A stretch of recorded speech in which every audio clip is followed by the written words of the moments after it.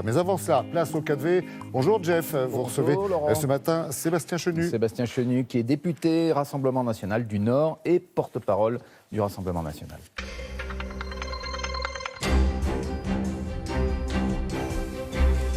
Et donc bonjour à vous, Sébastien Chenu. Bonjour. Merci d'être avec nous ce matin. Nous sommes à J-16 des élections européennes aujourd'hui, très exactement.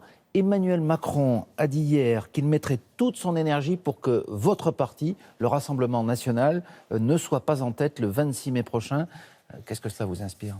Écoutez, vous savez, il y a des dirigeants politiques qui mettent leur énergie à combattre le chômage, à combattre la pauvreté, à défendre l'identité de leur pays. Lui, Emmanuel Macron, il met son énergie à combattre le Rassemblement national. Je trouve que c'est particulier, ça ne correspond pas évidemment à l'idée qu'on peut se faire d'un président de la République, mais je dis surtout que le référendum qui était demandé par les Gilets jaunes il y a quelques semaines, eh bien, il est arrivé. Emmanuel Macron nous dit, finalement, c'est moi ou le chaos. Eh bien, c'est une sorte de référendum qu'il installe sur sa personne. C'est un petit peu paradoxal ce que vous dites, puisque vous dites que d'un côté, il n'est pas dans son rôle, et en même temps, c'est un référendum que les Gilets jaunes appelaient de leur vœu, et vous aussi d'ailleurs. Mais il n'est pas dans son rôle parce qu'on attend du président de la République qu'il unisse les Français. On attend d'un président de la République qu'il soit au-dessus de la mêlée. Pas qu'il s'engage dans une campagne sur l'Europe dont on sait que c'est un de ses principaux combats. Pas d'une façon aussi partisane, mais qu'il y ait deux familles de pensée, qu'il y ait deux projets qui se fassent face pendant cette élection européenne, c'est la réalité. Mais aujourd'hui, Emmanuel Macron dit les choses très simplement. Il dit « c'est moi » ou le chaos. Alors les Français vont avoir à choisir. Ils vont avoir à choisir entre Emmanuel Macron, son bilan européen, son bilan français, et puis un autre chemin qui est possible et qui ne sera pas le chaos. Parce que le chaos, il est avec Emmanuel Macron et il devra en tirer les conséquences de ce référendum. Alors quelles conséquences ? Marine Le Pen, votre présidente, a dit hier qu'il devrait partir.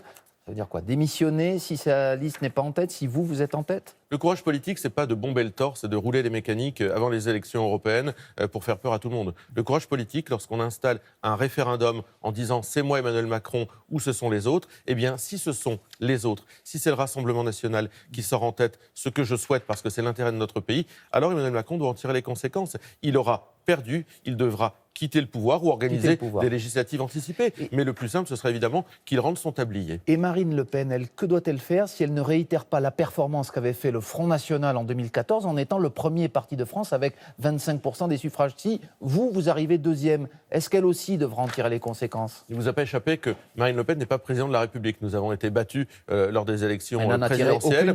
Et nous en avons tiré un certain nombre de conséquences. À la tête du parti. Non, nous avons changé, revisité notre programme, revisité l'organisation de notre mouvement politique. Nous nous sommes ouverts. Nous avons accueilli, et ce n'est pas fini, vous le verrez, un certain nombre de personnalités venant d'horizons politiques très différents. Par conséquent, nous avons tiré les conséquences de cet échec à la présidentielle. Pour reprendre l'expression que vous employez il y a la meilleure instants. opposante d'Emmanuel Macron et nous sommes l'alternative au système Macron. Alors, justement, on va parler d'alternatives et de programmes. Pourquoi, à la différence des autres listes qui se présentent dans ces élections européennes, votre parti parle si peu d'écologie ? J'ai trouvé un chapitre contenu dans l'une des 6 grandes priorités de votre volumineux manifeste pour une Europe des nations. Un petit chapitre.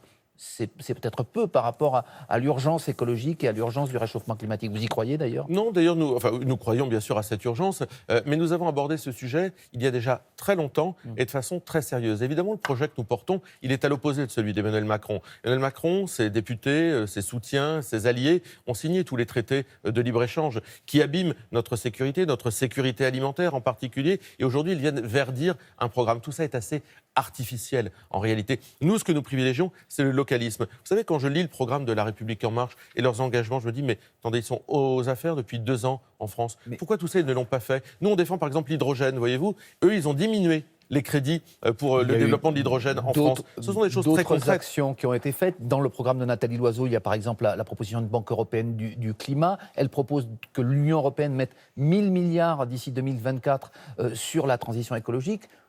Et d'ailleurs, Jordan Bardella l'a dénoncé. Pourquoi, chez vous, les propositions sont un petit peu modestes ? Vous parlez par exemple de la transition familiale pour préserver les sols.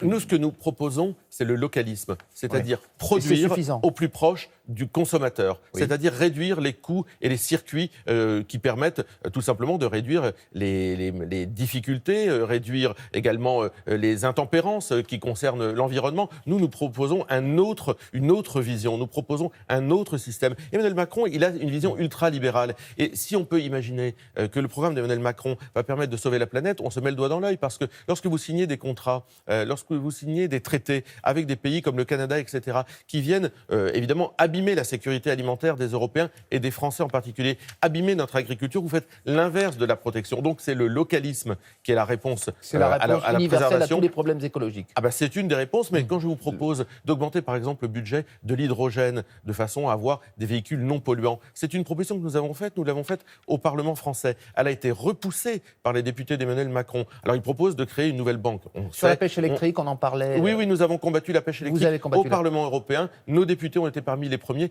Nous l'avons combattu, tout comme nous l'avons Donc vous combattu êtes aussi au écologiste Parlement que les français. autres, en fait. Donc vous savez, nous n'avons pas de leçons à recevoir, mais nous souhaitons un changement de paradigme total en matière d'écologie. Dernière question, selon le Canard enchaîné paru hier, Jordan Bardella, la tête de liste donc de votre mouvement, est visé par un rapport de l'Office européen de lutte antifraude qui le soupçonne d'avoir bénéficié d'un usage irrégulier de son indemnité parlementaire. Est-ce que ces faits vous paraissent exacts? Est-ce que vous considérez que Jordan Bardella a reçu la rémunération qui correspondait exactement à son travail? Deux choses. M. Bardella a travaillé à mi-temps pendant 3 mois il y a 4 ans. Il n'y a pas d'enquête ouverte contre M. Bardella. Donc c'est une polémique artificielle qui naît à 15 jours du scrutin. On est assez habitué à ce genre de polémique. Personne n'est dupe. La deuxième chose, c'est que j'aimerais que ceux qui donnent des leçons, comme La République En Marche, fassent le ménage dans leur liste. Ils hébergent M. Gozi, ministre italien, qui a été ministre italien et qui est sous le coup d'une enquête pour un emploi fantôme. Donc quand on donne des leçons, il faut soi-même être irréprochable. M. Bardella n'a rien à se reprocher. Ce sont des polémiques artificielles. Bien, eh bien, on vous a entendu ce matin. Un rendez-vous politique à noter important ce week-end sur France Télévisions. Yannick Jadot sera l'invité de Francis Letellier dimanche sur France 3 dans un dimanche en politique. Merci beaucoup Sébastien Chenu. Laurent, c'est à vous. Très bonne journée. Merci, bonne journée à vous également.